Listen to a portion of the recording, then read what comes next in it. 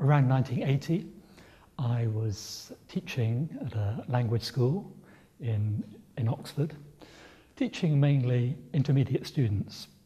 And they came from all over the world, mixed nationalities and mixed first language backgrounds. And they were also mixed in other ways in their educational experience, for example, and their expectations, and that includes their attitude to grammar. So there's a problem focusing on grammar because the needs and wishes of students are so varied, and also the fact they're only here for 2 or 3 weeks. They can focus on grammar anywhere in the world as long as they've got a book or something, some source of information. But they don't get all the practice which they could get in a classroom. On the other hand, students did have grammar problems in lots of questions and queries, confusions, gaps in their knowledge, and often they wanted those addressed. They would also ask if I could recommend a grammar book that would help them find the answers to the queries they had. And I, at that time, this is around 1980, couldn't really recommend a grammar book for students. I found them too academic. I don't think they were really written with the learner in mind. So I wanted to write some material to give to students to answer their queries without having to do grammar with the whole class.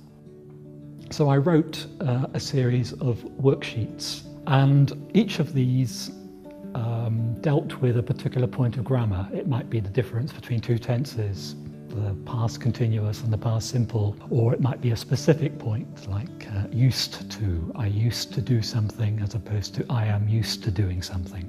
So each worksheet had a topic like that. And it consisted of 3 parts. An explanation section, which explained the grammar concerned, dealt with the problems concerned with examples, and exercises, a number of easy to do exercises, uncomplicated exercises, just for the student, the learner, to clarify in his or her mind what the information that they just received. And then there was another sheet of paper which had the answers. And these were kept in the school library, and they worked very well. And well, I did about 30 of these, and they were very popular with students. Students liked them. And I thought, well, I could get this published, maybe. I approached 3 publishers, and Cambridge University Press were, well, really the only ones to respond positively. And yeah, we got on with it. They agreed, they gave me a contract, and I wrote the book based on these worksheets. I remember getting a phone call, actually, after about a year from Cambridge University Press saying that sales had suddenly, taken off, that they were, higher than expected, and the book was becoming quite popular, at least in certain countries. So I knew it wasn't going to be unsuccessful at that stage. And then year by year, it got better and better and better, which of course I'd never expected. And you never know how long that's going to last. It can maybe last 2 years, 5 years, 10 years. It's gone on for 25 years, I think, isn't it?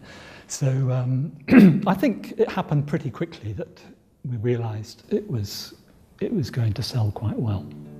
There's been 3 editions so far, with a 4th one soon to be published. It's great to have an opportunity to improve and correct and refine things a little bit, rework them, make things a bit clearer, reword something.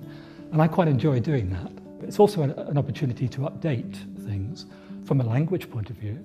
But there's a lot of, cultural change and lifestyle change in 25 years. Changing things like that is important.